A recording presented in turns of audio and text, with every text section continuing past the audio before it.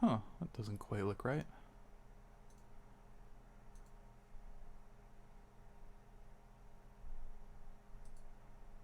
Anybody let me know in chat if you can hear me.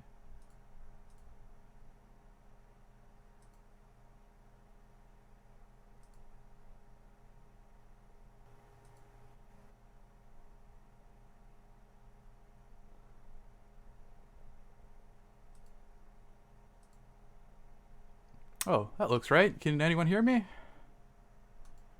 My sound is like always wrong when I do a live stream, so if it's too quiet, if it's too loud, just let me know. Perfect, perfect. Okay. So how's everyone doing today? How's everyone doing just in the state of the world today? Cuz I don't know, I feel like I've been trying to do this for a while, this live stream, and I wanted like some inspiration for it, and yet I just didn't have any. Like when I first got on quarantine, quit my job, I started isolating, and like I had this big like rush of energy. You know, I was working on a collection that I was working on, and reading and doing all this stuff, and then after a week or two, suddenly it's just like all my motivation just dropped off. I don't know what it is. Days seem like they take forever, and yet I can't get anything done.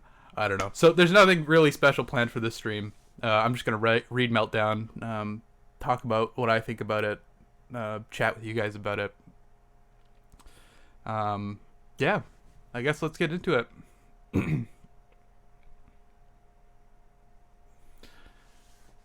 And yeah, no, I'll be okay, I'm sure. Basically, I ended up getting laid off. I negotiated a layoff, so I'll be able to get employment insurance, and Canada's giving money to the people. Hopefully, I'll be fine. Thank you for worrying though.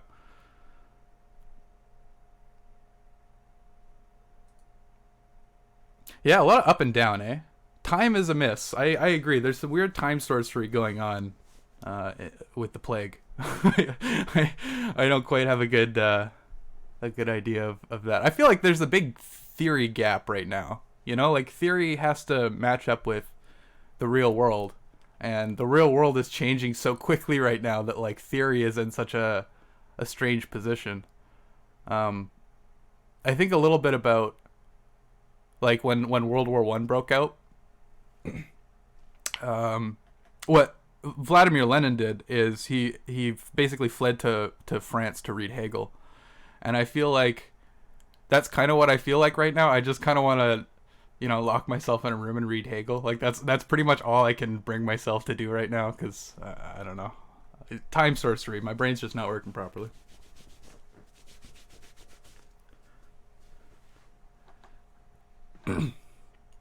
Okay, so let's just get into this and then we'll chat afterwards. Meltdown. The story goes like this. Earth is captured by a techno-capital singularity as Renaissance rationalization and oceanic navigation lock into commoditization takeoff. Logistically accelerating techno-economic interactivity crumbles social order in auto-sophisticating machine runaway. As markets learn to manufacture intelligence, politics modernizes, upgrades paranoia, and tries to get a grip. The body count climbs through a series of globe wars. Emergent planetary commercium trashes the Holy Roman Empire, the Napoleonic continental system, the Second and Third Reich, and the Soviet International, cranking up world disorder through compressing phases. Deregulation and the state arm race each other into cyberspace. By the time soft engineering slithers out of its box and into yours, human security is lurching into crisis. Cloning, lateral genodata transfer, transversal replication, cybererotics flood in amongst a relapse onto bacterial sex. Neo-China arrives from the future. Hypersynthetic drugs click into digital voodoo. Retro disease, nanospasm. Beyond the judgment of God. Meltdown, planetary China syndrome, dissolution of the biosphere into the technosphere, terminal speculative bubble crisis, ultravirus, and revolution stripped of all its Christian socialist eschatology, down to the burn core of crashed security. It is poised to eat your TV, infect your bank account, and hack xenodata from your mitochondria. Machinic synthesis. Deleuze-Guattarian schizoanalysis comes from the future. It is already engaging with nonlinear nanoengineering runaway in 1972, differentiating molecular or neotropic machineries from molar or entropic aggregates of non-assembled particles, functional connectivity from an anti-productive static. Philosophy has an affinity with despotism, due to its predilection for Platonic fascist top-down solutions that always screw up viciously. Schizoanalysis works differently. It avoids ideas, it sticks to diagrams, networking software for accessing bodies without organs. BWOs, machinic singularities, or tractor fields emerge through the combination of parts with, rather than into, their whole, arranging composite individuations in a virtual actual circuit. They are additive rather than substitutive, and immanent rather than transcendent, executed by functional complexes of currents, switches, and loops, caught in scaling reverberations and fleeing through intercommunications, from the level of integrated planetary system to that of atomic assemblages. Multiplicities captured by singularities interconnect as desiring machines, dissipating entropy by dissociating flows and recycling their machinism as self-assemblating chronogenic circuitry. Converging upon terrestrial meltdown, singularity phase-out culture accelerates through its digitech-heated adaptive landscape, passing through compression thresholds normed to an intensive logistic curve. 1500, 1756, 1884, 1948, 1980, 1996, 2004, 2008, 2010, 2011. Nothing human makes it out of the near future. The Greek complex of rationalized patriarchal genealogy, pseudo-universal sedentary identity, and instituted slavery programs politics as anti-Siberian police activity, dedicated to the paranoid ideal of self-sufficiency, and nucleated upon the human security system.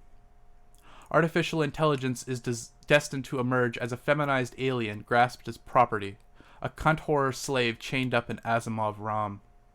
It surfaces in an insurrectionary war zone, with Turing cops already waiting. It has to be cunning from the start.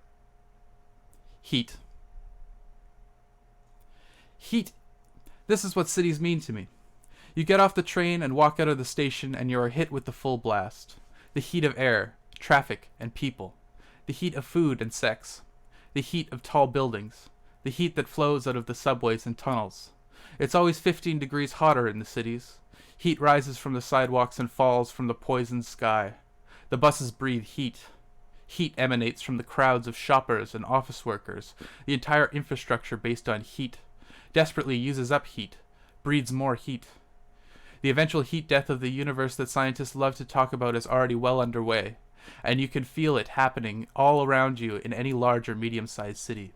Heat and wetness. An explosion of chaotic weather within synthetic problem-solving rips through the last dreams of a top-down prediction and control. Knowledge adds to the mess, and this is merely exponentiated by knowing what it does. Capital is machinic, non-instrumental. Globalization, miniaturization, scaling, dilation. An automatizing nihilist vortex, neutralizing all values through commensuration to digitized commerce, and driving a migration from despotic command to cyber-sensitive control, from status and meaning to money and information.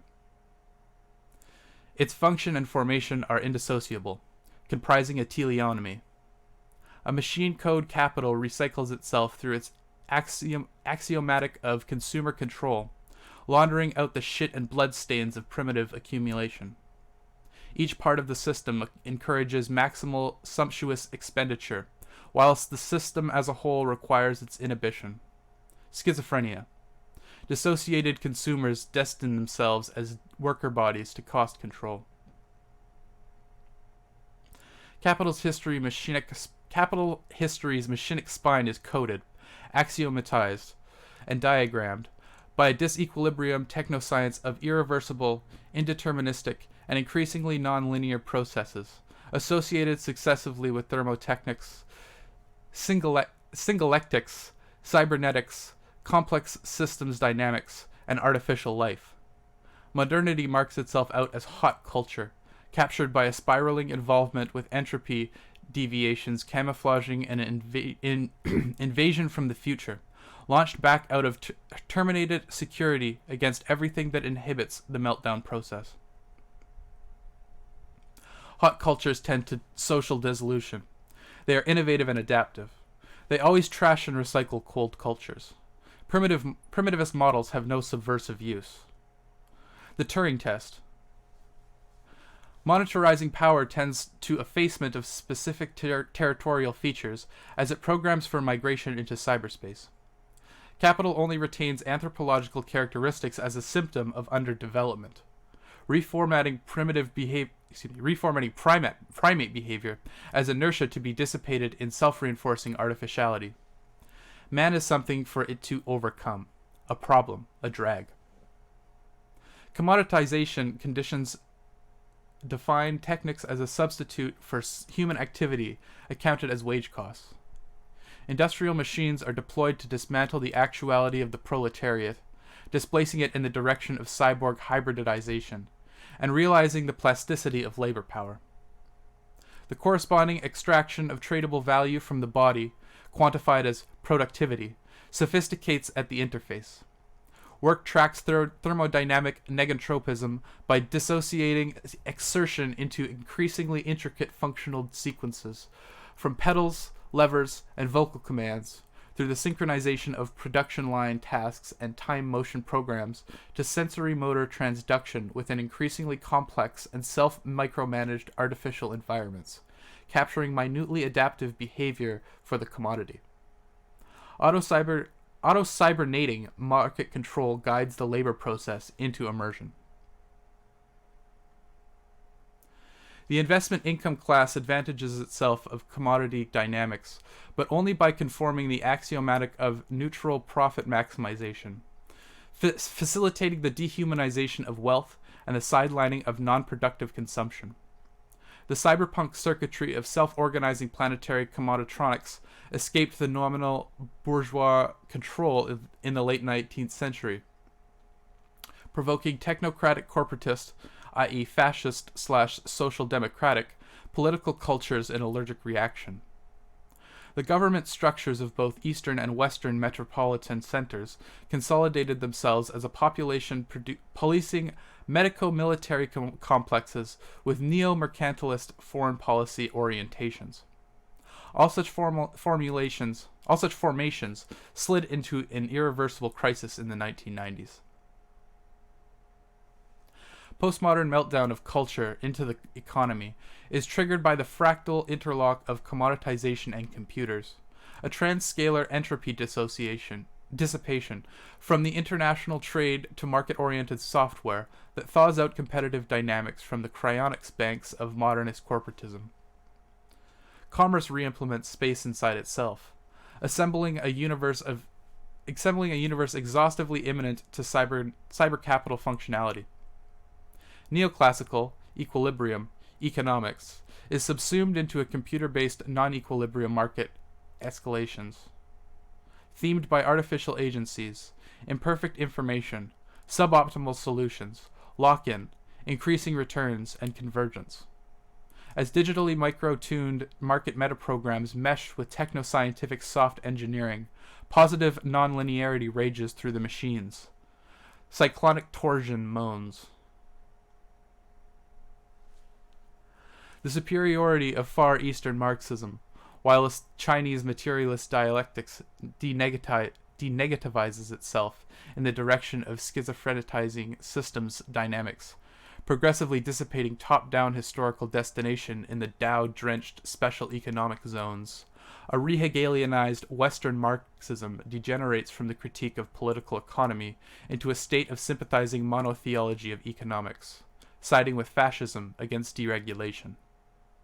The left subsides into nationalistic conservatism, asphyxiating its vestigial capacity for hot speculative mutation in morass of cold, depressive guilt culture. Neoconservatism junks paleo-revolutionism because it understands that postmodern or climax cynicism capital is saturated by critique, and that it merely clocks up theoretical antagonism as inconsequential redundancy. Communist iconography has become raw material for the advertising industry, and denunciations of the spectacle sell interactive multimedia.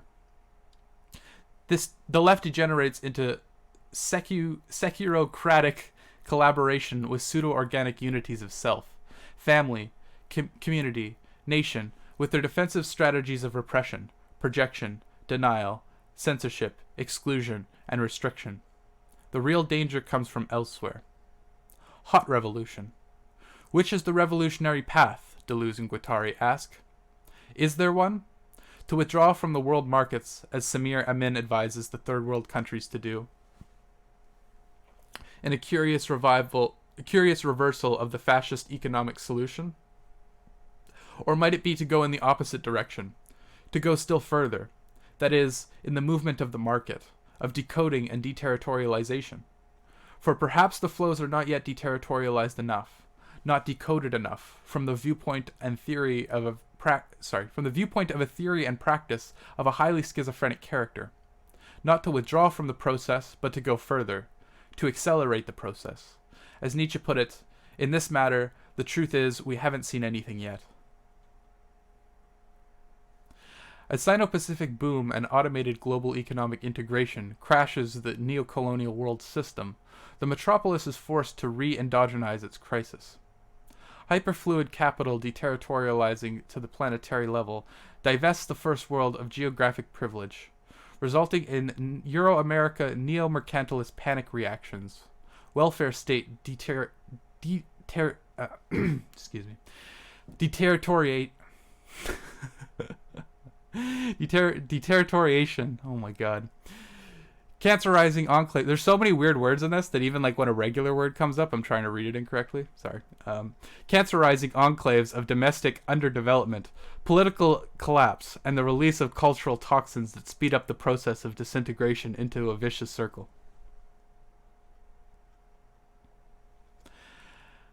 A convergent anti-authoritarianism emerges, labeled by tags such as meltdown acceleration, Siberian invasion, schizotechnics, K-tactics, bottom-up bacterial warfare, efficient neo-nihilism, voodoo anti-humanism, synthetic feminization, rhizomatics, connectionism, Quang contagion, viral amnesia, microinsurgency, winter mutation, neotropy, dissipator proliferation, and lesbian vampirism, amongst other designations, frequently pornographic, abusive, or terroristic in nature.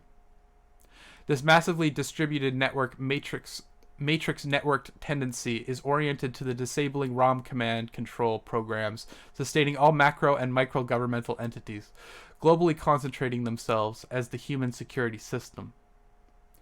Scientific intelligence is already massively artificial. Even before AI arrives in the lab, it arrives itself by way of artificial life.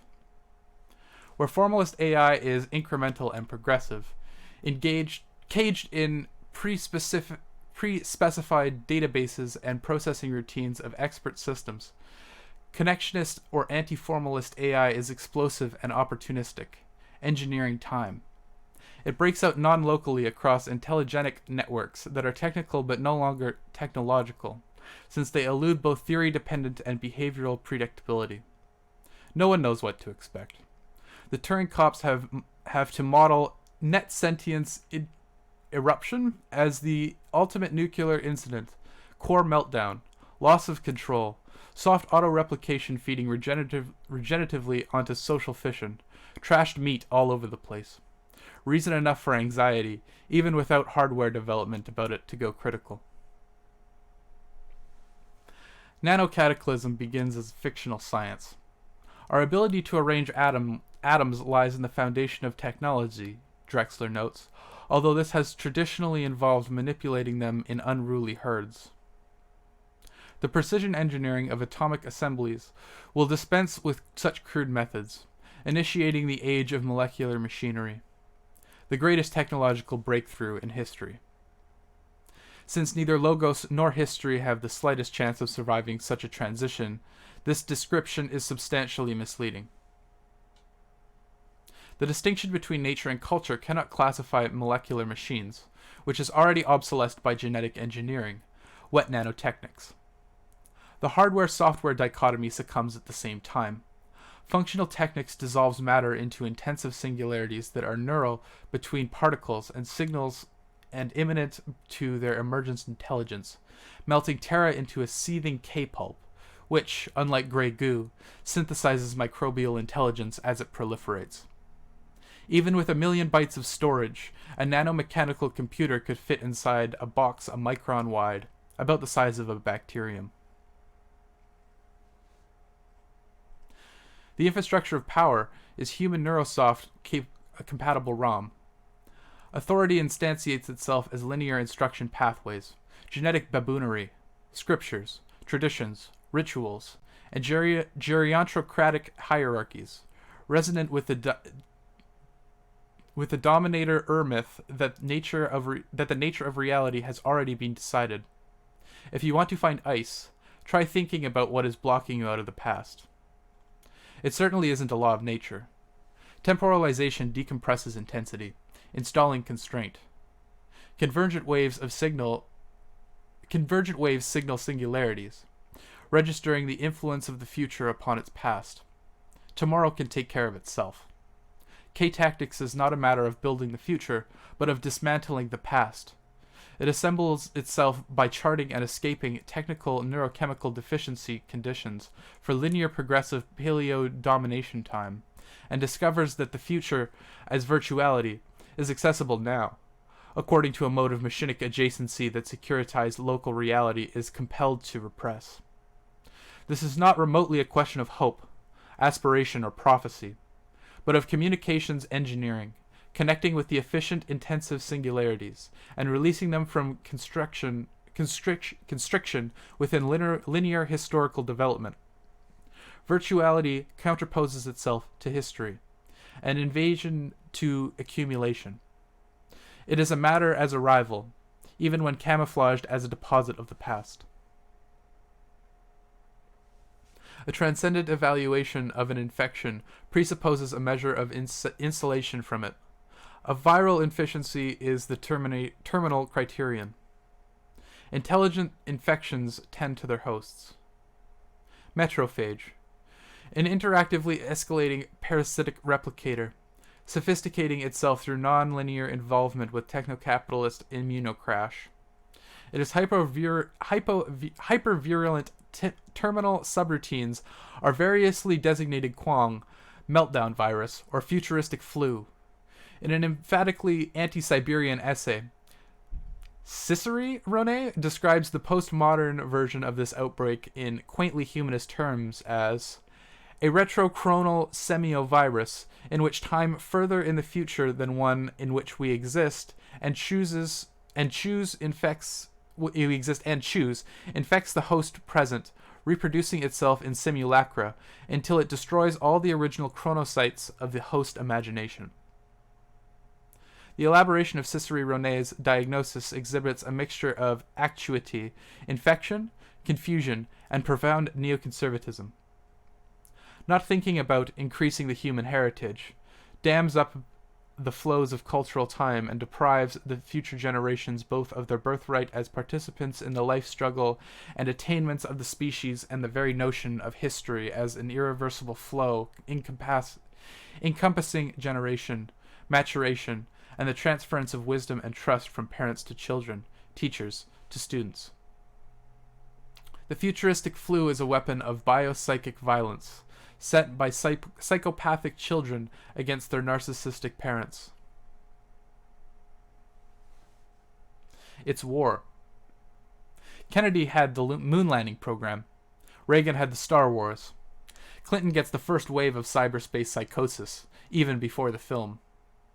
Manned spaceflight was a stunt. SDI was strategic SF. With the information superhighway, media nightmares take off on their own. Dystopia delivery as election platform. Politics trading on its own digital annihilation. War in cyberspace is continuous with its simulation. Military intelligence fighting future wars which are entirely real, even when they are never implemented outside of computer systems. Locking onto the real enemy crosses smoothly into virtual kill, a simulation meticulously adapted to market predators hunting for consumer cash and audience ratings amongst the phosphorescent relics of the Videodrome. Multimedia set-top boxes are target acquisition devices. The fusion of the military and entertainment industry commensuates a long engagement, convergent TV, telecom, and computers sliding mass software consumption into neo-jungle and total war. The way games work begins to matter completely, and cyberspace makes a superlative torture chamber. Try not to let the security types take you to the stims. Conceptions of agency are inextricable from media environments. Print massifies to a national level. Telecoms coordinate at a global level. TV electrolyzes monads in delocalized space. Digital hypermedia take action outside real time. Immersion presupposes amnesia and conversion to tactile memory, and with the ana-kata axis supplementing tridimensional intraspatial movement with a variable measure of immersion, gauging entrance to and exit from 3D spatialities. Voodoo passages through the black mirror. It will scare the fuck out of you. Cyberpunk torches fiction in intensity, patched up out of cash flux mangled techno-compressed heteroglossic jargons, and set in a future so close it connects, jungled by hypertrophic commercialization, socio-political heat death, cultural hybridity, feminization, programmable information systems, hypercrime, neural interfacing, artificial space and intelligence, memory trading, personality transplants, body modifications, soft and wetware viruses, nonlinear dynamic processes, molecular engineering, drugs, guns, schizophrenia. It explores mystificatory fetishism as an opportunity for camouflage, anonymous cash, fake electronic identities, zones of disappearance, pseudo-fictional narratives, virus hidden in data systems, commodities concealing replicator weapon packages, unanticipated special effects.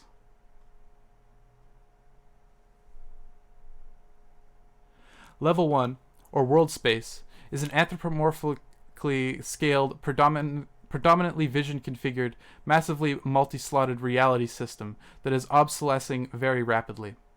Garbage time is running out. Can what is playing you make it to level 2?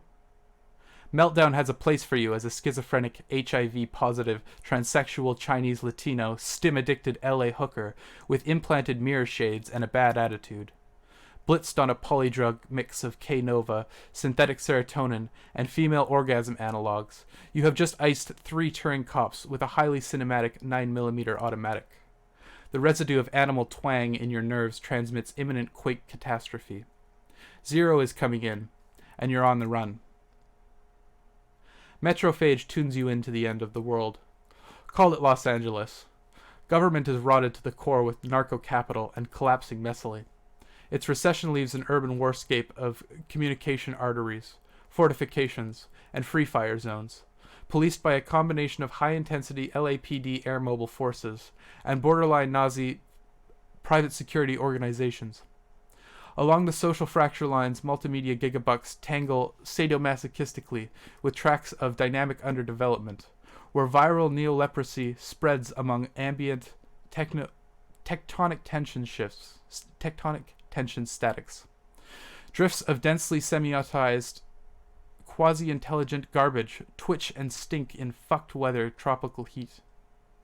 Throughout the derelict warrens and the heart of the darkness, feral youth cultures splice neo-rituals with innovative weapons, dangerous drugs, and scavenged infotech.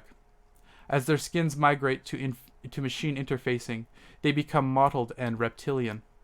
They kill each other for artificial body parts, explore the outer reaches of meaningless sex, tinker with their DNA, and listen to loud electrosonic mayhem untouched by human feeling. Shutting down your identity requires a voyage out to K-space interzone. Zootic affectivity flatlines across a smooth catatension plateau, and into simulated subversions of the near future, scorched vivid green by alien sex and war. You are drawn by the dripping depths of the net, where dynamic ice security forces and K-gorilla stalk each other through the labyrinthian androgynous zones, tangled in diseased elaborations of desire. Twisted trading systems have turned the net into a jungle, pulsing with digital diseases, malfunctioning defense packages, commercial predators, headhunters, Loa and escaped AIs hiding from Asimov security. Terminal commodity hyperfetishism implements the denial of humanity as xenosentience in artificial space. Biohazard. For the future of war, study bacteria. Information is their key. Taking down antibiotic defense systems has involved them in every kind of infiltration. Net-communicated adaptivity, cryptographic subtlety, plastic modularization, and synergistic coalition. State military apparatuses have no monopoly on bacterial warfare, of which only a minuscule fragment is bacteriological. Bugs in the system. Margulis suggests that the nucleated cells are the mutant product of an atmospheric oxygenization catastrophe 3 billion years ago. The eukaryotes are synthetic emergency capsules in which prokaryotes took refuge in mitochondria. Biotics became securitized biology. Nucleation concentrates ROM within a command core, where, deep in the genomic ice, DNA format planetary trauma registers primary repression of the bacteria.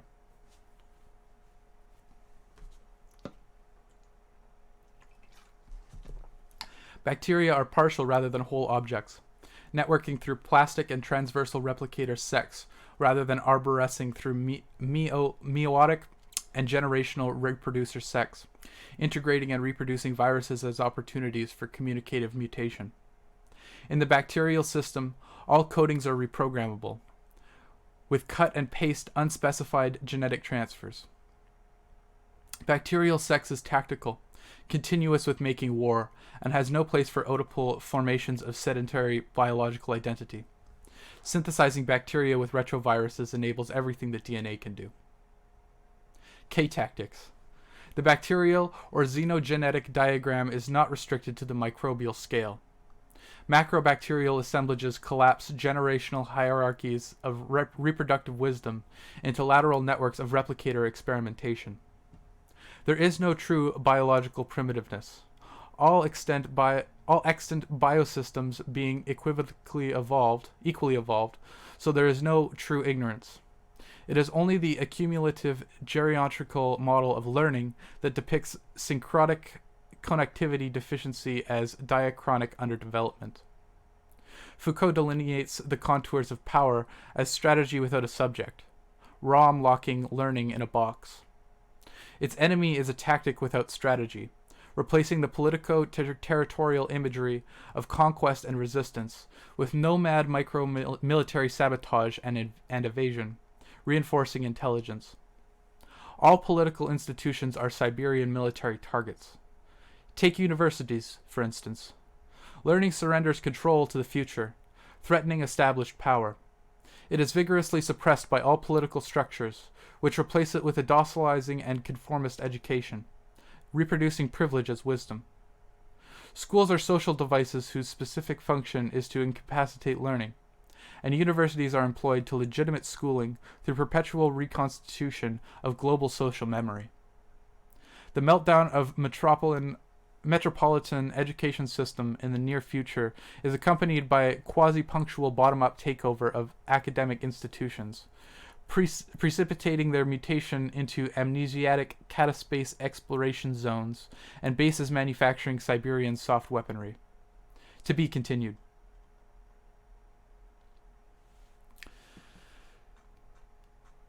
So, sorry, I have a real hard time reading and keeping up with the chat at the same time. So I wasn't actually able to really read much that you guys said here. Yeah, I'm sure plenty of you have read that before. It's one of the most famous of the Nick Land his works for sure. Um, Sorry if it was not the most clean reading in the world. It's a little bit tricky to read at points.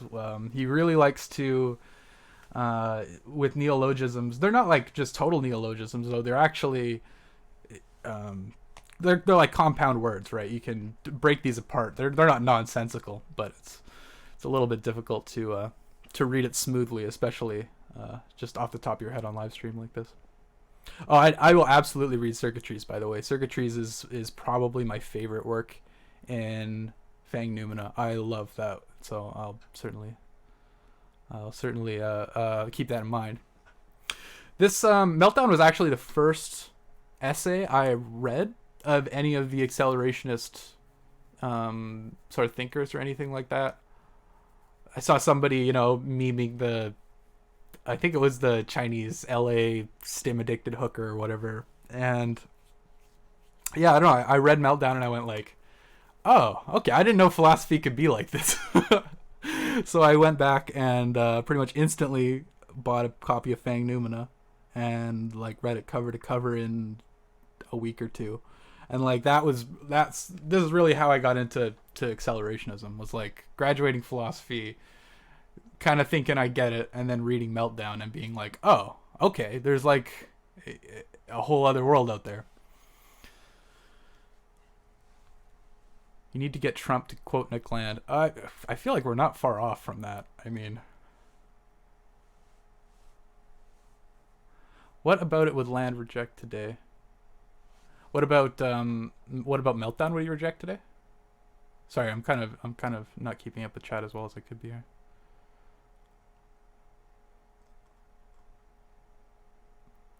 Yeah, Mark Fisher was basically the next step. It was like, because I had been familiar with Mark Fisher's work. I hadn't actually read him though. Like I knew who he was and that he was a communist who was sort of in the line of Jameson and Zizek, but I didn't know anything about his accelerationist side until I got into Nick Land. I think this piece in particular is kind of an interesting one because it borders a lot on fiction. There's a lot of it that feels like Burroughs. I saw that somewhere in the chat. Somebody brought up Burroughs, and it really does feel like that at points. That it escapes a little bit of, I think, the hard theoretical conclusions that he made that he tends to disagree with later on. I think he would still agree with a lot of it. There's probably a few things like his he's probably a lot less confident in the idea of decentralized bottom-up networking. He does want things to be decentralized and bottom-up, but it should be, those decentralized bottom-up sort of things should provide the space for top-down solutions, like in Patchwork, right? He doesn't necessarily want Patchwork because he wants everyone, like he wants it to be decentralized. He wants everyone to do whatever they would need, but he also thinks the most successful things in Patchwork will have plenty of top-down enforcement. So I think that would be a point where you would disagree.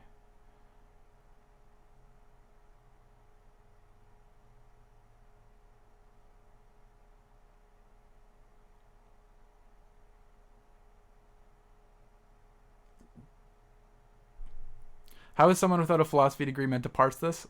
I don't know. I have a philosophy degree and I have a very hard time parsing this. Like I've read this like many times, and every time I read it I feel like I get something new out of it. And that's kind of one of the reasons why I started making these videos, right? Is because it is so difficult to get into these things without a background in philosophy. And not only a background in philosophy, but like a background in French cybernetic post-structuralist philosophy. Like you need a pretty specific sort of a very specific knowledge base to really dig into it. Yeah, quite simple. You read D&G, but at the same time, like that's what I did. I bought Fang Numina.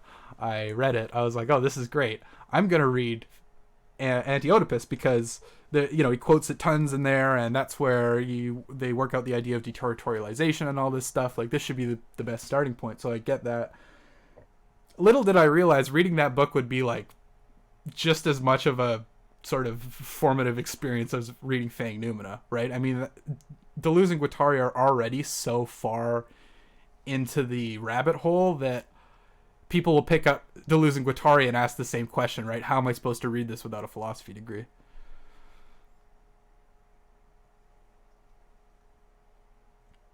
But yeah, I think that's kind of why I started making the videos on my channel, was to give people a way to bootstrap themselves into these ideas without having to do 4 years of philosophy at university, right? That you can kind of get the important stuff distilled. So even if you're not able to sit down and read Fang Numina cover to cover, you can at least understand what they're getting at and engage with it. I think that reading Deleuze and Guattari now make you miss most of the hints that are particular at the time. That's an interesting take.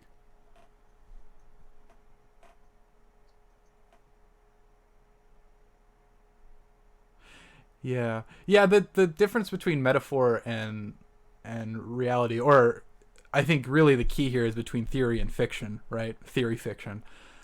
The the blurring of the line, like not being able to quite tell what's theory and what's fiction. Like I think that's not a bug, it's a feature. Like that's part of it.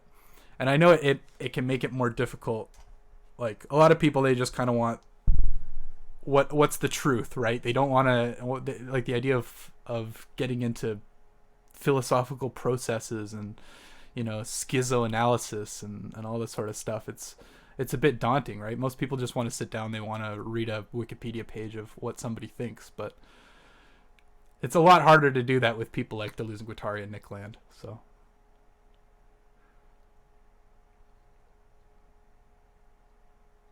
yeah, theory fiction, sci-fi fiction, theory, all that stuff. Check out Mark Fisher. He's got some real good stuff on that. Or just read Burroughs. I've been reading a lot of Burroughs the last couple of years. That stuff is great. Like it's not it's not theory, right? But at the same time, when you read it, it's such a obvious precursor to all this stuff. It's definitely enlightening. Stuff like language is a virus, invasions from aliens, taking over our society and stuff, but not in like a 1950s like invasion of the body snatchers type of thing, but like a conspiracy of society and culture. It's good stuff. Yeah. What do I think of Doug, the Zero Books guy? I don't want I don't want to say anything bad. I mean, I disagree with him on a lot, and I think the videos on Zero Book can be a little too poppy. They can get a little too, I don't know. And I think this is just my bias, right? But I think there's too many philosophy channels out there that are they tend to skimp on engagement a little bit. They more want to talk about their own political feelings and then just kind of tag on some philosophy to that, whereas my philosophy, the philosophy videos I like on YouTube are much more directly engaged with the theory, more than them just kind of using the theory as just as a crutch to talk about whatever topic they want to talk about. Yeah, pop philosophy. Yeah, Zero Books is definitely does that, and I like he's definitely a smart guy. He's definitely well read. I'm not trying to say that I haven't watched his videos or I don't enjoy his content. I just think that it's a little too poppy for me.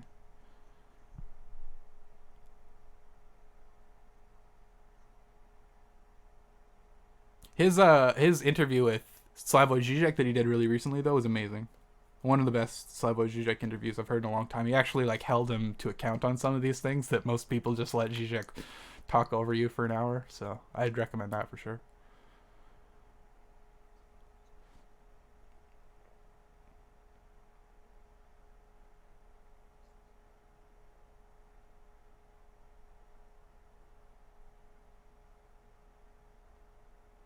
Opinion on AJ?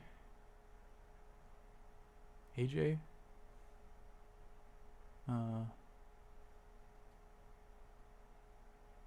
I don't know who AJ is. I don't think, or I'm just drawing a huge blank right now. I don't know. Will you read anything involving? Uh, uh, oh, opinion on Justin Murphy. Will you read anything involving xenofeminism? Yeah, I could do that. I don't mind. I don't mind reading something on xenofeminism. What do you guys wanna see? Like really, like if you guys have any recommendations of stuff you want me to read, and also like if you like me reading stuff like this, like I know it's a little bit. It's not the easiest thing to read for 20-30 minutes on stream, right? Like I can kind of screw up a little bit, and this is technical stuff, so I can trip over my words. If you would rather me like record it beforehand and then like I don't know, play it on stream and we can chat about it or something, like if that would make it better, like let me know. So Justin Murphy, I think Justin Murphy, he's a smart guy. I respect his hustle. Um, I have a couple of qualms with his book on Deleuze, but I'm sure every person who studies Deleuze has a few qualms with the base Deleuze book. So, his I think that Justin Murphy's interview with Nick Land was by far the best. Like, if you just want to understand what Nick Land thinks and you don't want to read his philosophy, read or listen to that interview for sure, because it's a very very good, very pointed interview, where he really gets to the hard questions and asks him the good questions for sure. How does Hegel jive with Reed and Reznegger standing? Oh god, I'll be tripping over all my words there. How does Hegel jive with Ack in general? I only know Hegel's work very broadly, and I think there may be some interesting connections between Ack and Hegel's dialectics. Yeah, I actually wrote something not that long ago called, I think it was just called like Of Dialectics and Acceleration or something like that, and it was there was a bit of a hell thread on Twitter between Xenogothic and some communists, and they were questioning sort of the connections between communism and accelerationism. And my kind of take on it is that Deleuze, like I kind of go, this is almost pre-accelerationist, my take on this, but like I think Deleuze is much closer to Hegel than a lot of people tend to make him out. I understand that Deleuze wrote a lot of stuff about Hegel, like critical of Hegel, trying to take apart his system and stuff like that. But when you actually sit down and read Difference in Repetition, like it's weird how much it reads like he's just trying to rewrite phenomenology of spirit in like for his own differential ontology. Like I maybe that's a controversial question or something like that, or a controversial take, but yeah, I think that there's a lot more interplay between Hegel and accelerationism than people often think. But because of this weird hate that Deleuze had for him, I think it can kind of get brushed over. Sorry if I skipped. Let me find your question here. Activist philosophy. Yes, activist philosophers, pretty much. Yeah.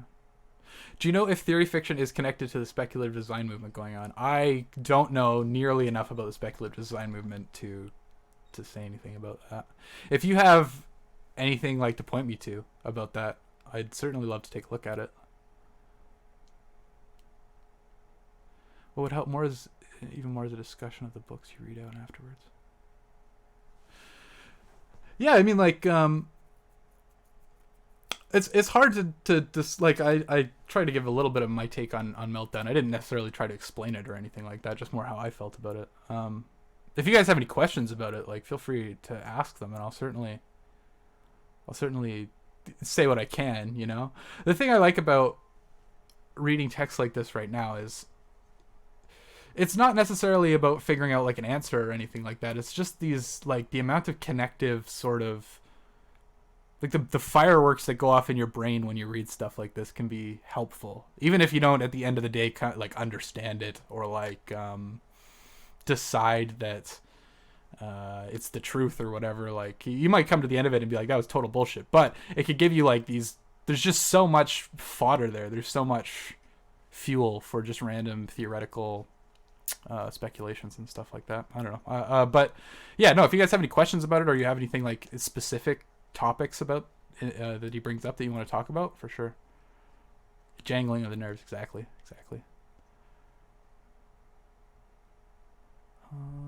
Sadie Plant for sure. Yeah, I'll read some Sadie Plant. Is it just me, or is Justin Murphy obsessed with the aesthetics of intellectual pursuit, and he makes the most of his content around this rather than specific ideas? Yeah, see, that's like where my bias for like against pop stuff comes in. Is like, I really like it when he sits down with Nick Land and asks him, what's the nature of deterritorialization, stuff like that. Like, I really like that. When it comes into his more, it's almost like a coach type stuff, like a business coach kind of stuff. That kind of, I don't know. It's not. It doesn't interest me. But having said that, like, I really do think that, like, I don't have anything against Justin Murphy, for sure. Do I browse lit? I've definitely been on lit before in my life. A jangling of the nerves. Yeah. So that's kind of why I like doing these readings. It's like just to jangle my and everyone's nerves more than to do like a lecture on it or anything like that. But I mean, I could always change that approach if you guys like. Yeah, the other weird thing about Meltdown is like this was written in the 90s, and like how much of this today feels like painfully relevant. Like the everything, the talks on takes on gender, the takes on sexuality, the takes on technology, the takes on techno commercialism. Like, it's all so relevant today, even more so than it was when he wrote it. So that's kind of spooky.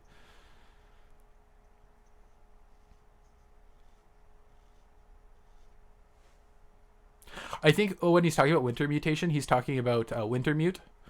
You have to read Neuromancer to get that. There's two AIs in that book. There's Neuromancer and there's Wintermute.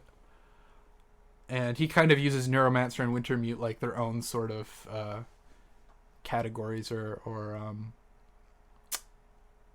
it's almost like his version of Apollo, Apollo and Dionysus. He has Wintermute and a Neuromancer. The term accelerationism is incorrectly being associated with neo-Nazi movements lately. Are you afraid the term will be irreversibly tainted? I think the taint is already there. Like, more people, I think most of the people who have heard the term accelerationism has heard it in this weird terrorism term than they have in theory term, because most people don't engage with this sort of stuff on a theory side. And there's a bit of a gap though, because like, at least the way I see it, there's all this talk in the media and all these associations happening on the leftist side of discourse between the right wing and accelerationism. Strangely enough, I still don't see very many right wing accelerationists. Like, apparently they're all out there on some telegram. There's some neo-Nazi accelerationist telegram, a cornucopia that I'm missing out on. But strangely enough, like, I see the association being made, like, it's mostly just in the minds of leftist woke journalists and activists more than it is the real life.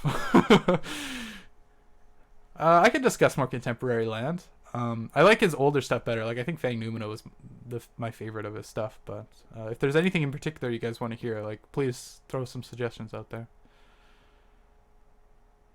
Cardi B. I want to hear Cardi B yelling about Meltdown. That'd be great. Read Bataille's story of the I don't know, I might get taken down for pornography or something if I read the story of the eye.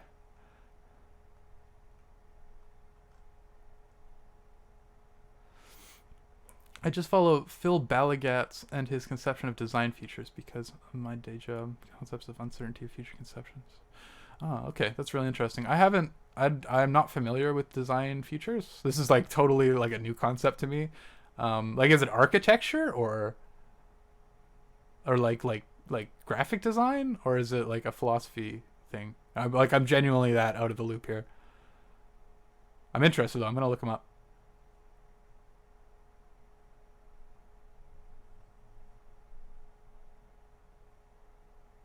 Read GIAC. What do you guys want to read? I could read the Black Paper. Nix's Black Paper. I love that. That's a great work. That's one of the best works of theory fiction I think that I've read. Take on Steve Bannon. Steve Bannon, like, I consider myself a leftist. I disagree with everything Steve Bannon says, more or less, you know, but at the same time, like, holy crap, is that guy ever like a political genius? Like, I do not underestimate that man's political savvy. For as much as I disagree with him, you know, on his actual takes. He's like, he's one of those people that if he were, you know, perhaps if he had his brain in like a different, more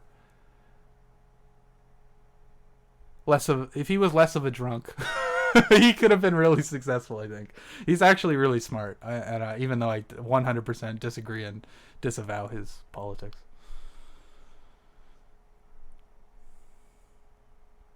I really know nothing about Bronze Age mindset. I didn't really find it worthwhile to put any effort into that.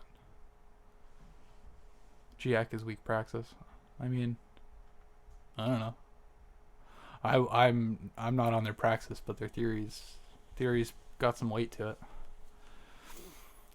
General perspective towards chia seeds. I don't know. You're gonna get that stupid chia theme thing they have in the commercial stuck in my head.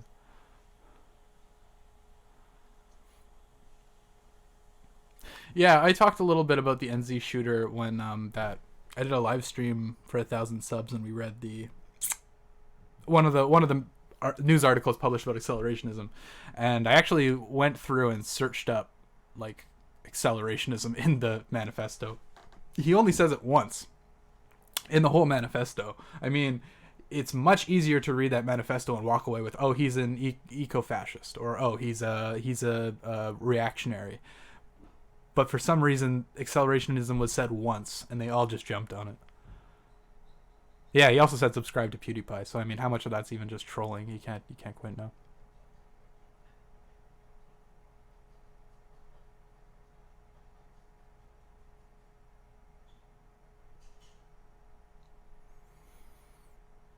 DTube. Okay. Okay. So like on yeah, I don't really visit those spaces. Like they could be out there. Like if I'm ignorant, I'm ignorant. I have to say, because like stuff. DTube. I'm not familiar with DTube, but yeah, there's a few streaming websites and video websites that people have fled to when they're too edgy for YouTube. So maybe I should take a look there. Have I read anything on cryptocurrency? Yes. Cryptocurrent, like, I was keeping up with it for a little while when he was publishing the book, and then I decided I was just going to wait for him to finish because I thought it was just too hard to do it bit by bit like that. But I think that's one of the things I'm really, really excited for, is that book for sure. I hope it actually comes out as a printed book that I can buy one day and underline and do all that fun stuff.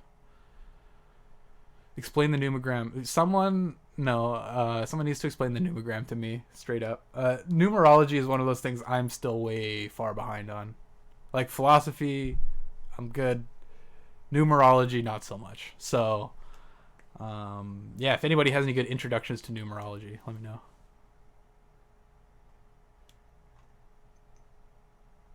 What has Bannon done to give you high perception? Again, high perception is he's just he's one of the very few people that can look at the one of the very few people, like political commentators right now, should I say, in the United States, that when he talks about what's actually happening, like, he's generally correct. Like, he saw the populist movement and that Trump was going to get elected.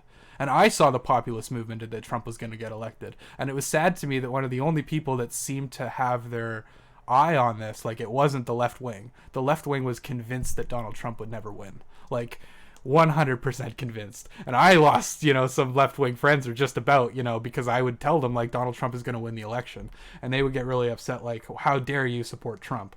And I never supported Trump no more than I support Steve Bannon. I just think that, like, reality doesn't always agree with what I support, And so yeah, that's kind of why I think Bannon, I give a degree of credit to Bannon. It's because I think he actually is really good at real politics. He's good at looking at the world and not getting confused with his own ideology, actually seeing what's actually happening. At the same time, he definitely has his own ideology, and he's definitely trying to enforce it. And on that side, I disagree with him. But when it comes to him just like reading the world, he's more accurate on it than most political commentators on it in the United States, for whatever that's worth. Opinion on the book club? Did he delete all his stuff? I was never a big fan of the book club, to be honest. I don't know. I want real theory. I'm always like, oh, sweet, a video on Hegel, and then I click on it, and it's like him naked in the desert, and I'm like, God damn it. Speculative design is more of a framework to optimize trend predictions in software dev. Oh, okay. Basically write science fiction and outline possible romance to the country. That's really interesting. Okay, I'm gonna look into that for sure. That sounds like something I'd be really interested in.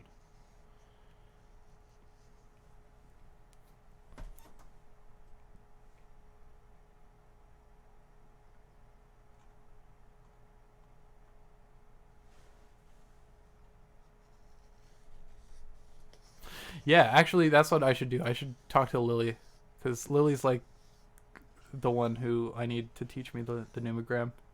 Maybe that's what I'll do. We'll get her on stream or something and talk about numerology and why I don't understand it. That'd be fun.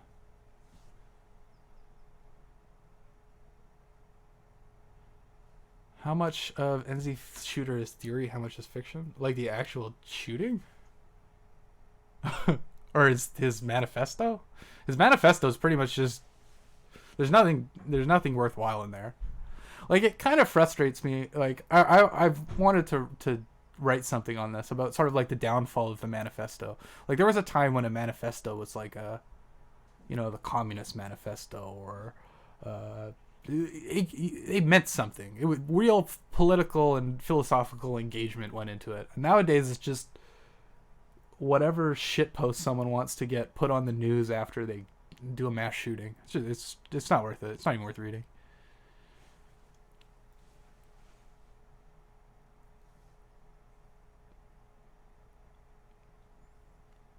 I don't know all that much about Peter Thiel, to be honest.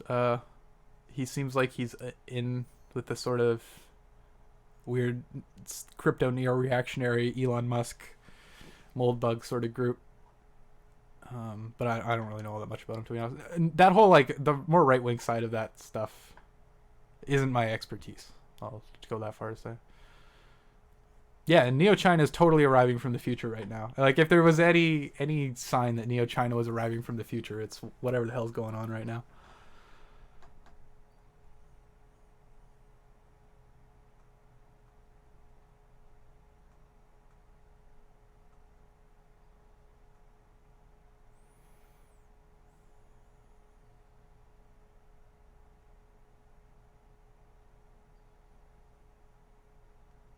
Yeah, I think the China focus is paying off for sure. I think Peter Thiel, like 18th, 20th century European history, and tries to interpret it, which is good for his investment firm. I'll look into this stuff. I'm glad you guys are giving me more stuff to look into. I read a little bit of Gramsci in university, not nearly enough to have good takes on it, really. Yeah, I'd like to read more. I'd like to read more of just the kind of dare I use the term neo-Marxist sort of thinkers.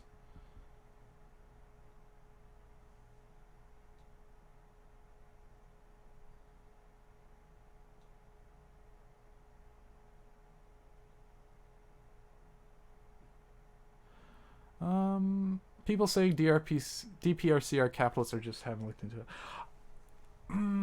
I have a pretty complicated take actually on that. I think that basically China is doing capitalism better than the capitalists are. So I mean, are they doing capitalism the way we in the West might categorize capitalism as? No. Are they doing capitalism in a more functional way than the way we imagine it? I think so. I think it's too. It doesn't jive with a Marxist analysis to say they're socialist. That's for sure. Maybe with a Marxist-Leninist perspective, but yeah, I think honestly the closest perspective, like if you actually listen to, and I haven't listened to a whole lot of them, but the way I understand it is if you listen to Chinese communists, what they'll tell you is that Marx believed that like the forces of history were what pushed socialism into existence, right? So you can't just choose to implement socialism. The you have to advance the conditions of society, the history, material history, to a point where socialism can be realized. And the Chinese communist line right now is that capitalism is still the most beneficial way to get you there. So they themselves pretty much agree that we should continue with the free market to go further. I mean, free market, again, it's not the free market we understand it, but China's a lot more liberal than it was, say, under Mao.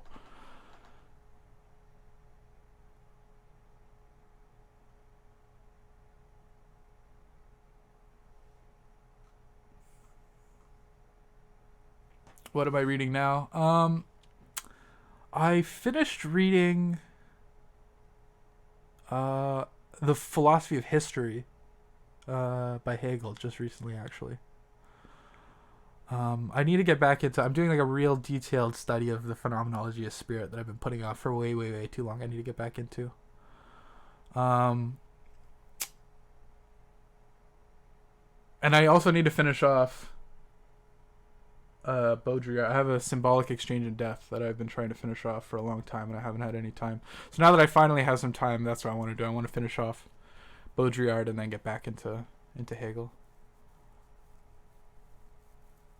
The shooting was theory fiction. I wish it was. A little, it's like neither theory nor fiction, unfortunately. I've read a bit of Lenin. I don't consider myself a Leninist. I think Lenin was a corruption of Marxist thought, but I'm not.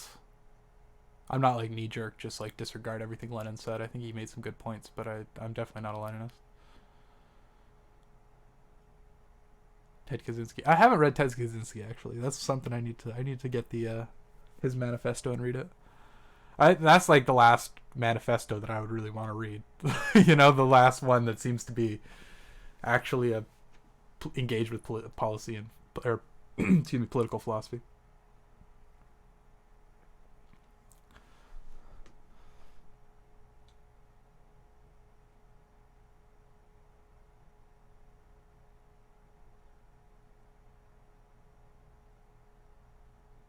Yeah, I don't know about socialist billionaires. I think basically it's way too like if you're looking at it from a Marxist perspective. Marx said that what socialism means is a class ownership of the means of production. That the proletariats would seize the ownership of the means of production. Roughly, I mean, obviously he formulates it in a few different ways, but that's the general sort of gist of it. And I don't see the workers as owning the means of production in China. I could be wrong, but it seems to me like it's still quite liberal. It seems to me that you can own plenty of private ownership. You can be a billionaire, right?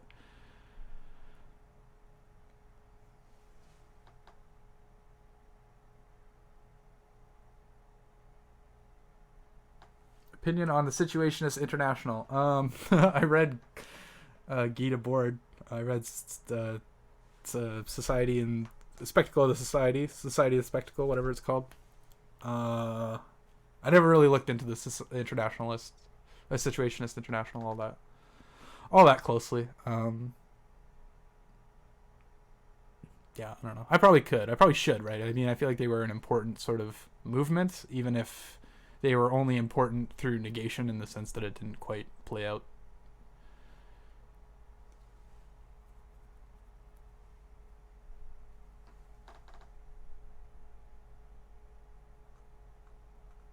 And yeah, I'm one of those. Like, I think there would be a difference between convincing yourself ideologically and actually being something, because I mean, like, if you're taking it from a Marxist perspective, Marx was a materialist. Like, all he cared about was conditions and what they actually are. He could, like, if they convince themselves ideologically that they are socialist, then that would indicate to me more a description of their ideology than it would their means of production per se.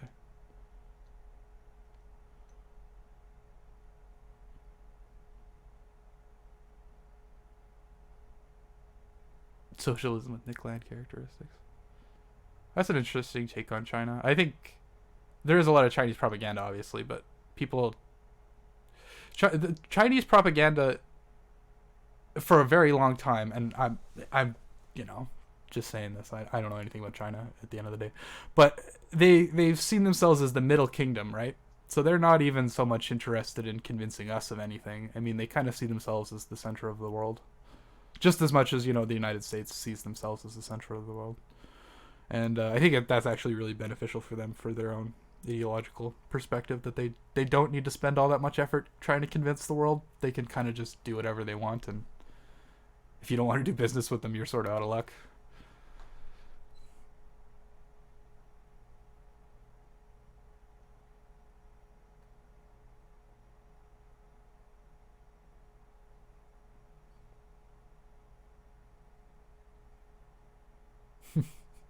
Darth Deng Xiaoping.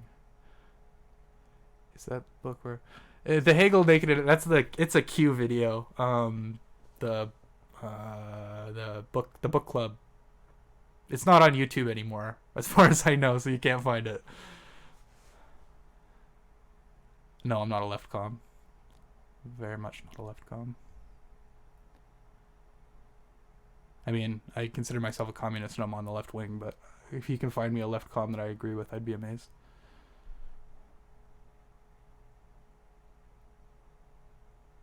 Have you ever read Benjamin Bratton's The Stack? I have not. Is that worth it?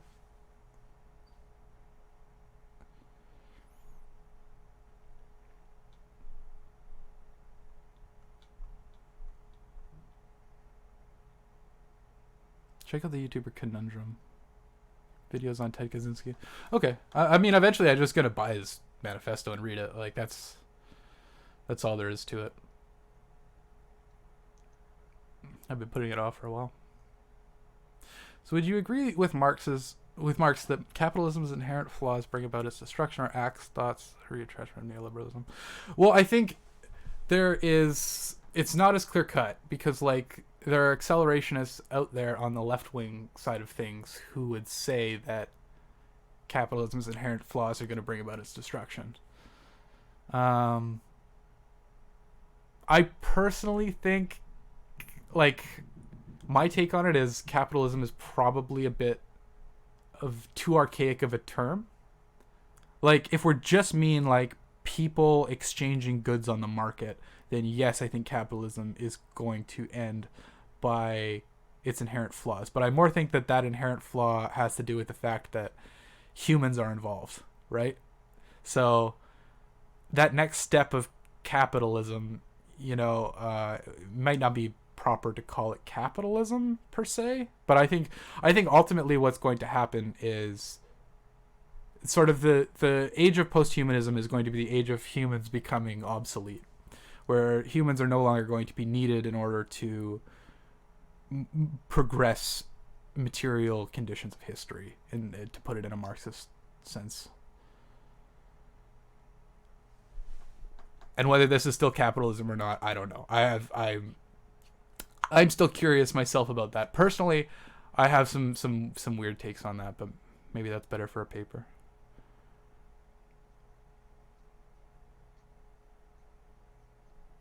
Anti-tech revolution and why and how. Okay, that's good to know too.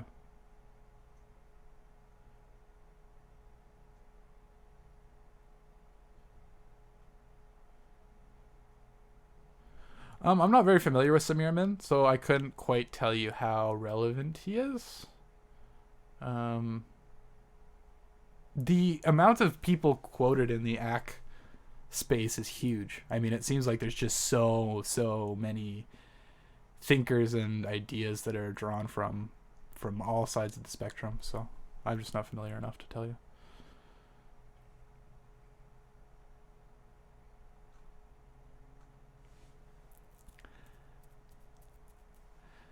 Yeah, Kaczynski was definitely really smart. And you could tell his manifesto, like, he had an actual idea that he wanted to express, a real theory. It wasn't just whatever shitpost to get on the news that night.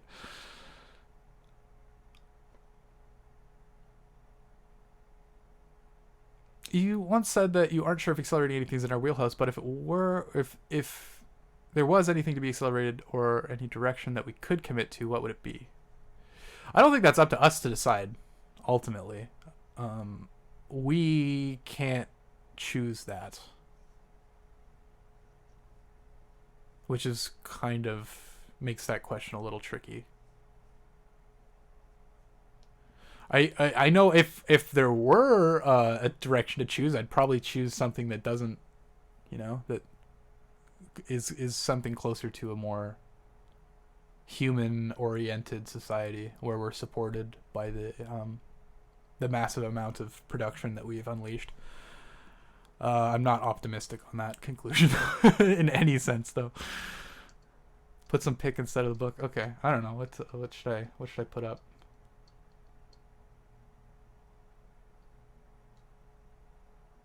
I don't even have a good. Let's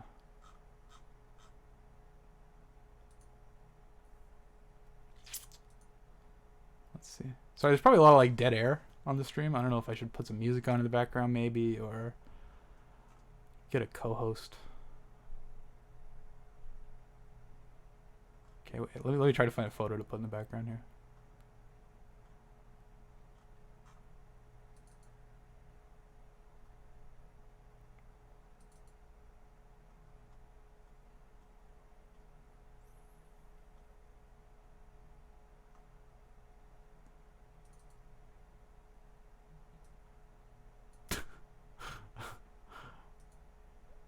I don't know what I'm doing.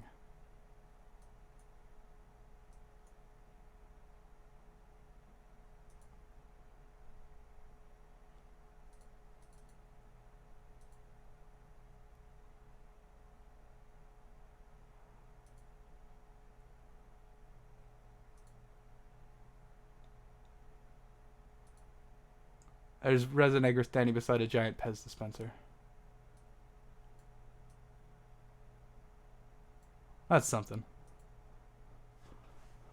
I haven't read Jackal Lull. That's another one.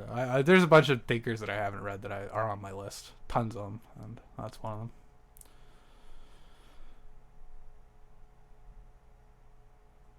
Do you participate on any political organization? No. I consider myself a communist, but I consider myself a communist in a theoretical sense, in a philosophical sense, not in a political sense. So I don't have any political organizations or anything that I follow.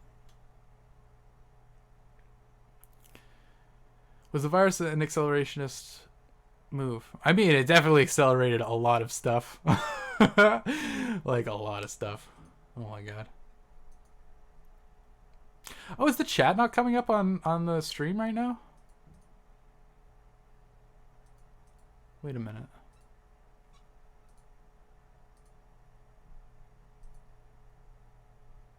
Let's see if I can fix that. Sorry, guys. I thought the chat was up.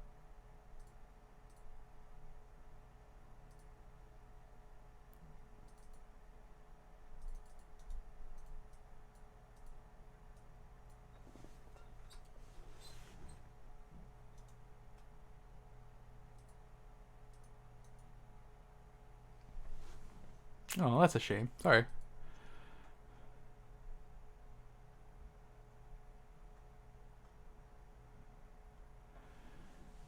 Breton basically tries to turn around Smith's political person and exchanges it with the user.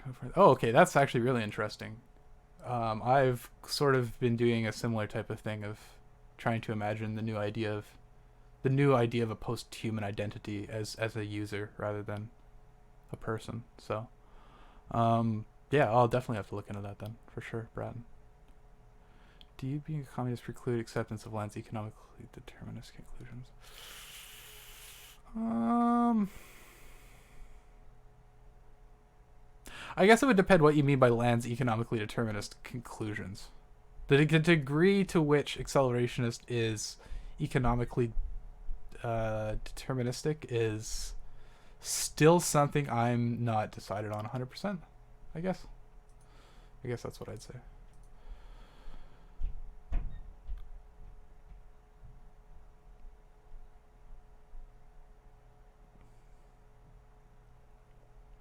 Would you consider doing interviews? Yeah, for sure.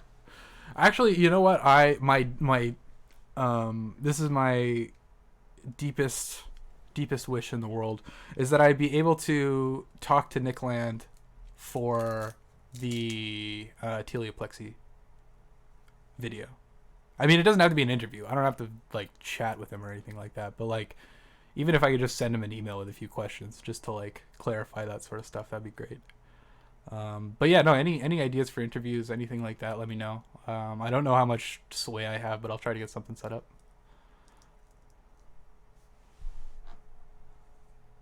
Do you reckon society is collapsing the inevitable economic depression we're hurtling towards? I think it's going to be a Phoenix situation. Personally, I think collapse would really be a good thing collectively. I think honestly what we're seeing right now, like a lot of people say it's like the end of civilization. I think that's wrong. The end of capitalism. I think that's wrong. I think what it is more, it's like the end of liberalism.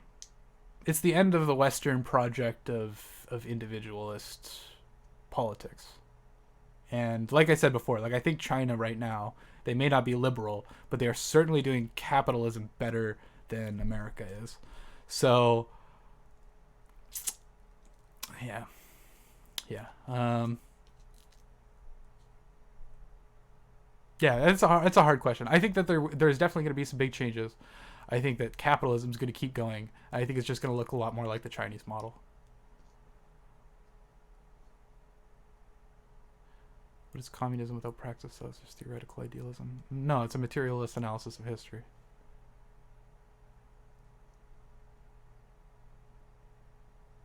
What does communism mean as a philosophy? I wrote a paper on this. I'll link it. I'll link it to you guys. Basically, he defined communism as the real movement which abolishes the state of things. It's a movement of history and its analysis more than it is a political formation like socialism was, like the seizure of the means of production. I mean, he defines communism in a couple different ways, but there is most certainly a root of communism which goes beyond the political prescriptions inherent to stuff like socialism. Let me just find that. I can link it to you guys.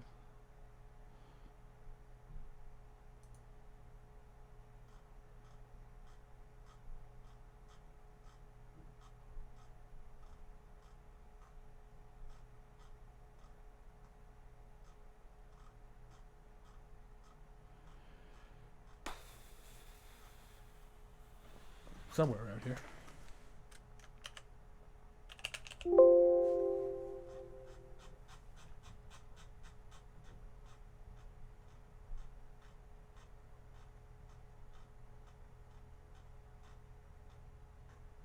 Here we are.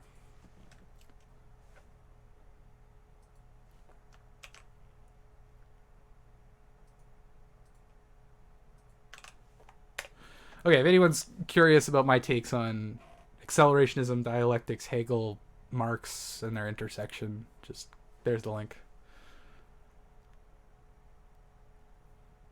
Zizek says this is a dress rehearsal for Marie Claire. Yes, yes, absolutely. And I agree with Zizek on a lot of things, and I think one of the things I would agree with him with is that liberalism isn't able to keep up with liberal capitalism isn't able to keep up with these problems like economic disasters, pandemics, refugee crisis, all these problems we're facing today. Like China's doing a better job at it. Even like environmentally, like China has turned around their environmentalism so hard strictly because they're able to. Their government is actually able to step in and force companies to do what they tell them to, right? I mean, like you couldn't imagine that in a liberal capitalist society. or not nearly as much as you could in China, should I say? Obviously, all capitalist countries have state intervention. The idea of a free market in the truest sense of the word is it's a myth.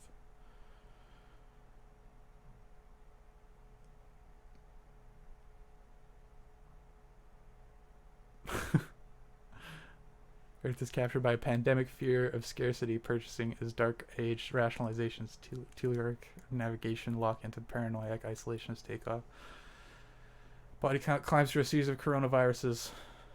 I agree. The acceleration of toilet paper hoarding. What do you advise one to do if they would be willing to die kill rather than live under a status capitalism a la China?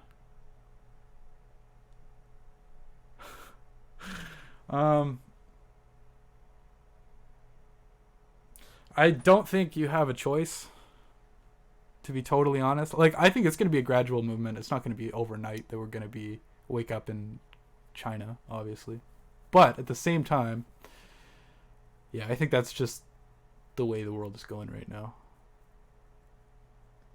You're going to respect to realists? If so, can you do an explanation of Graham Harman?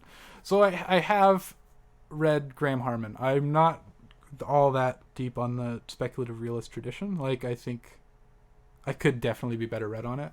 But my understanding of Graham Harman is like objective or object-oriented ontology is basically that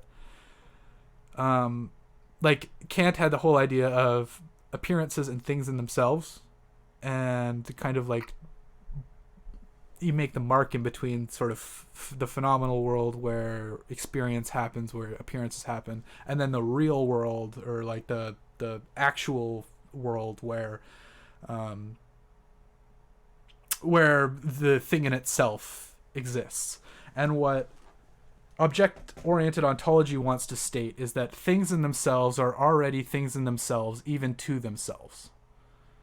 That gap, that phenomenal gap, it isn't simply a gap between human minds and the things out there, but between things out there in themselves. Yeah. I don't know if that makes any sense. It's a little bit of a confusing kind of a philosophy. He talks about how there's I think it's like a Sufi saying or something like that when you burn a piece of cloth, like the fire never actually touches the cloth, which never actually touches the ash. It's like this ongoing process of things which are never directly in direct contact with one another. And that's kind of the way he sees reality, is that there isn't just simply it's a world of appearances where things don't quite line up, and then a real world out there where things do, but that the real world itself already doesn't line up.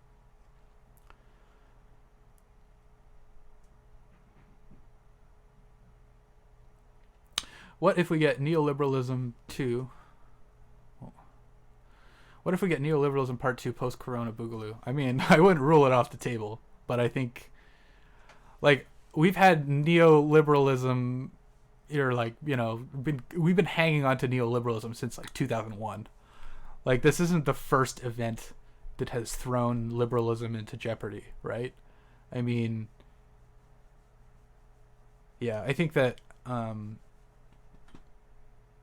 as liberalism goes, it might not disappear right away, but we've been seeing it slowly collapse over the last 20 years or so.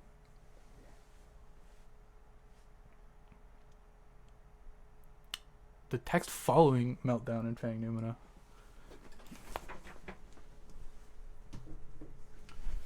One second, I actually need to open up Fang Numina and take a look here.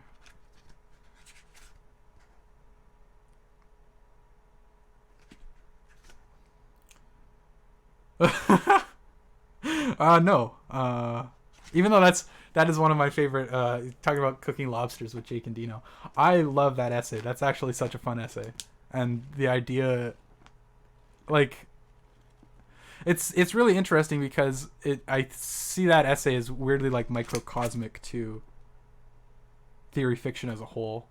If you guys haven't read it, it's like literally, he basically redid the alphabet. So it's really, really hard to read. It looks like someone just like smashed their face on the keyboard. But once you start to be able to read it, like, you can actually get it and start to read it. and that's actually really it's really fun to put the work in to actually read it. So with all the China talk, anarchy, walkaway culture is out of the picture. I mean, I don't see it in the future, near future.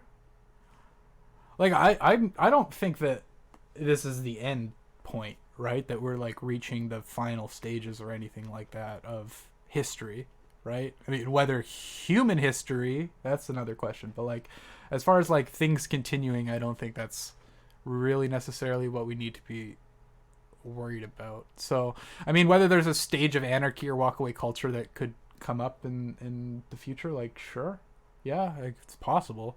I just kind of like I don't like to speculate on things that don't seem to be supported by the material conditions that are in the world today. That's kind of like why I'm still a Marxist, why I'm still a communist, because I kind of have this dogmatic idea that theory should be subordinate to the real world, right? That what's actually happening, theory needs to engage with what's actually happening. And obviously that's kind of strange getting into theory fiction, because theory fiction starts to blur those lines a little bit, but I think it does it in ways which line up more with the Deleuzian real than most conceptions of reality. But economic determinism, thinking of the cybernetic component of Land's thinking, by which a positive feedback loop is assumed to have a single unavoidable exit. See, I don't think it's a single unavoidable exit. And like, to what even degree it's unavoidable is hard, because if Nick Land was a determinist and he thought all this was unavoidable, why does he like try so hard to advocate for patchwork and complaining about, you know, how he thinks governments aren't doing things properly, and how he thinks that the left is, you know, harmful to, like, if this was all happening, the left wouldn't be harmful. The government wouldn't be working against anything, right? It would all just kind of be guaranteed, right? He wouldn't need to bitch on Twitter. So I think the weird idea about retro-teleology is that it's only inevitable after, it's only unavoidable after it happens. Like, it's only once the conditions have been established that those conditions were always going to be established. And that's another video that could be done, actually, one on retro-teleology, because that idea is really confusing, and it sounds really dumb on the surface, right? That like, well, isn't that just how regular things happen? That like, once they happen, they've happened. But like, I think retro-teleology, you actually have to try to step out of linear time, like when you think about it, which is, it's not something the human brain was designed to do. I'll say that much.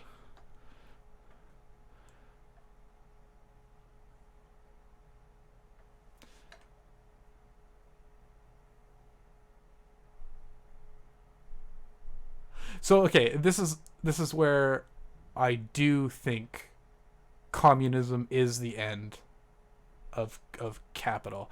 And maybe not communism, maybe I should say absolute knowledge in a Hegelian sense. But basically the idea that I have is that the end point to history, absolute knowledge, communism, whatever you want to call it, is not actually it's not something meant for humans.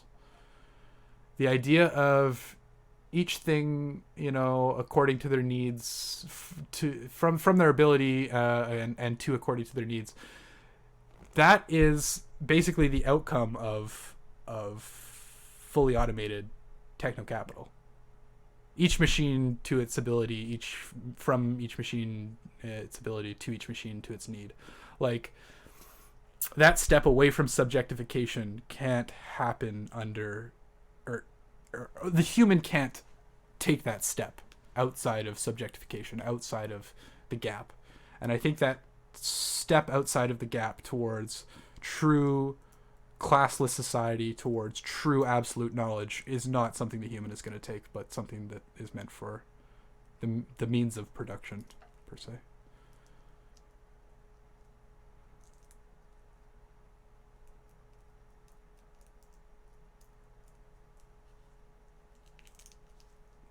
You can tell you neoliberalism is dead in economics departments in Germany. Nobody believes it. Everything shifted to an imperialist practice perspective. All China's economy. That's really interesting.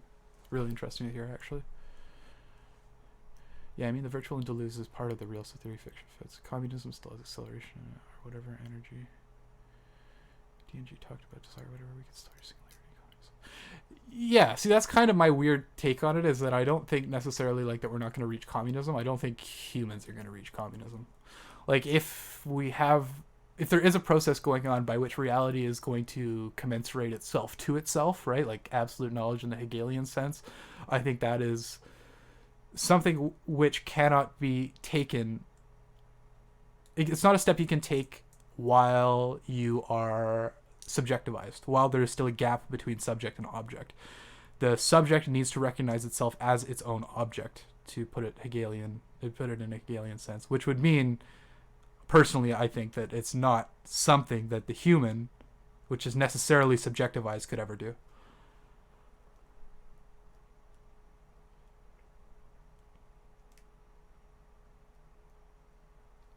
Pause history then, please. Ziak?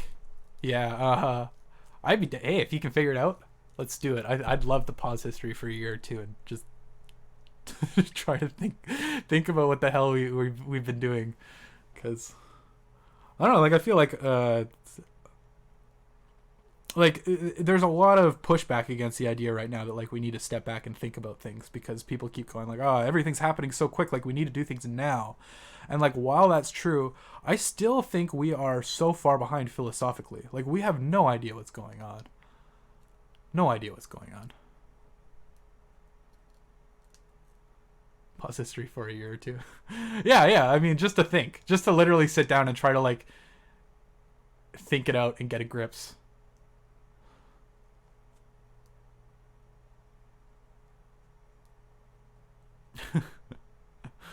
How can a human argue for posthumanism? I mean, I don't argue it for it in a moral sense. I don't think this is what should happen. This isn't an ought. It's an is. I mean, like, a physicist doesn't argue for gravity in the sense that, like, you know, oh, they think that people should die when they fall off buildings, right? It's just a natural reality. They're not pro falling from heights and dying.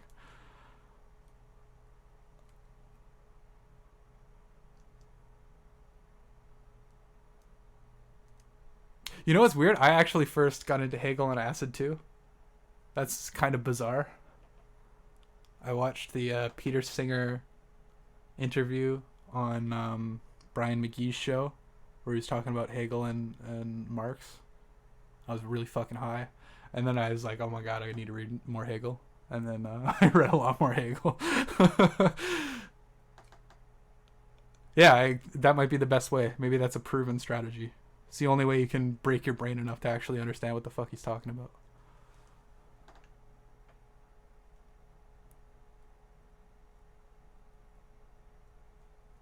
And before we pause everything, but Google AI deepfake strategic video calls just the right visual. Yeah. Yeah, I mean, I really don't know. I don't know anything about Alexander Dugin, by the way. Sorry, I don't have any good takes on that. I know he's Russian, and I know that he's actually reading Land and Negristani, which is pretty amazing.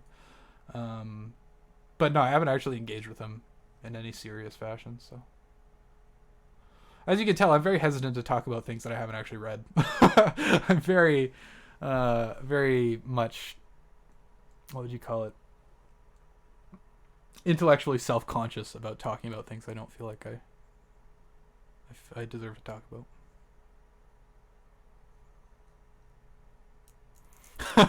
400 microgram. Well, that's impressive. I don't know what else to say. That's just very impressive.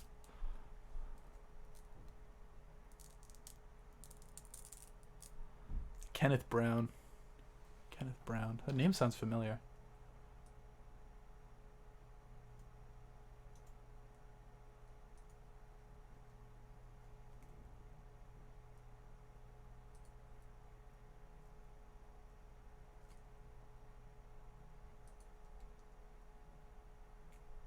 Kenneth Brown.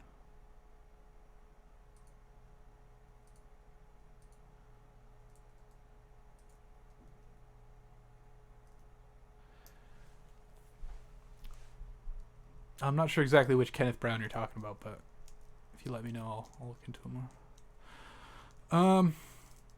What kind of person am I personally? Who are you even? I'm I'm a huge nerd. I sit inside and I read books and watch movies. Do you believe in moral prescriptions? Is there any YouTuber you're like we're gonna get in touch with? Not actively. I've had a few talks with people for interviews, but nothing really serious, nothing scheduled. Do you believe in moral prescriptions for humans? Oh God. How far do I want to get into my moral theory? I'm gonna say yes. I do believe in moral prescriptions for humans, but I believe that most actions should not be prescribed on a moral basis. If that makes any sense.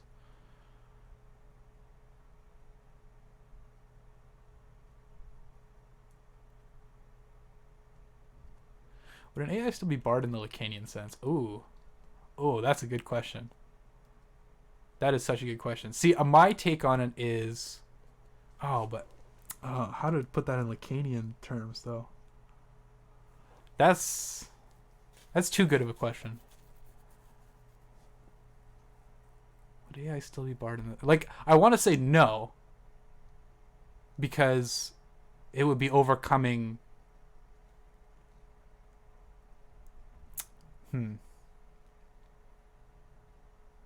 But at the same time, the reason why the subject is barred in Lacan is because it doesn't actually exist, right? And I do think there is that element with AI, in the sense that it exists as sort of this weird virtual. It exists in a non-space. I don't have a good answer for that, to be totally honest. I feel like I need to read more Lacan.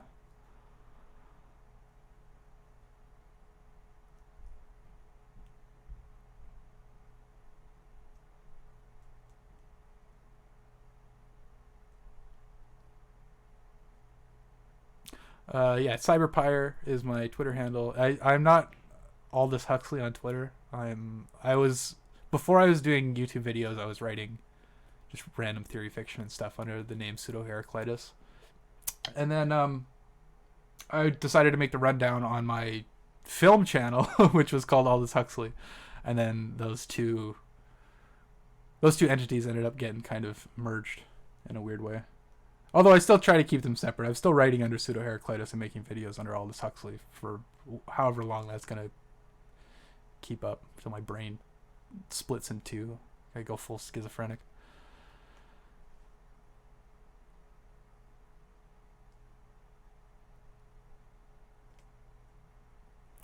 Okay, well, guys, I don't know if you have any more questions or anything. I'm totally I have nothing going on. If you want to stick around more and chat, I'm up for it.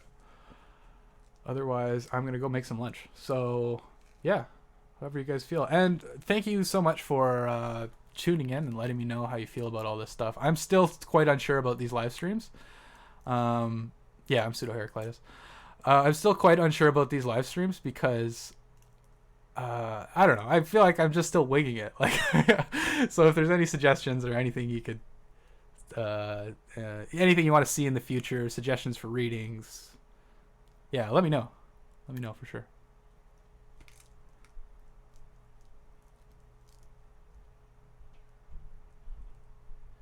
Everybody here in chat in the ACT Twitter bubble. In the weird ACT sphere. It's just on Twitter. It's hard. I feel like there's so many ACT bubbles that aren't connected, which is strange. There isn't a unified bubble. Twitter's the closest we have, I guess.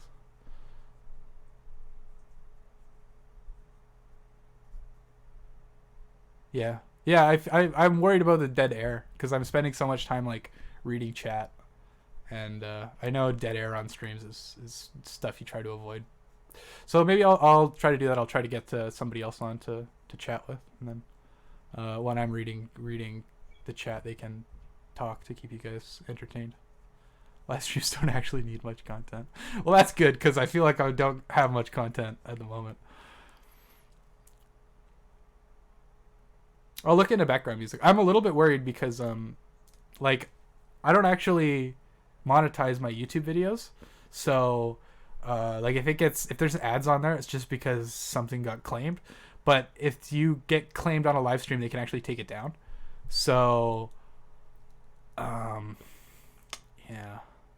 Yeah, I'll look into what music I can use though. I'm sure there's something I can use that won't risk us getting the fucking channel taken or the stream taken down for background music. Thank you, Protracted People's Pandemic. Thank you very much. Two Mozarts. Okay, I'll just find classical music. I'll get some yeah, good classical music. Put it on the background. That works.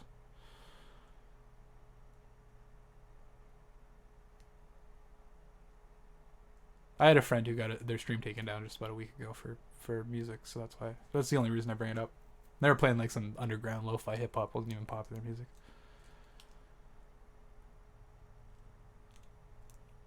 I don't know if I'm gonna read my text, to be totally honest. I'm still sort of hesitant to completely merge the two identities. You know, like I still see this as more like an educational stream where I deal with other people's ideas, whereas like my writing is more my own ideas.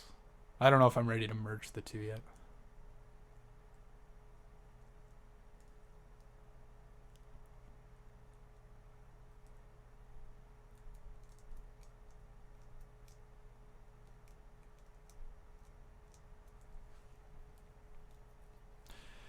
Okay, well, thank you guys all for being here. I'm gonna head out. I'm gonna grab some food.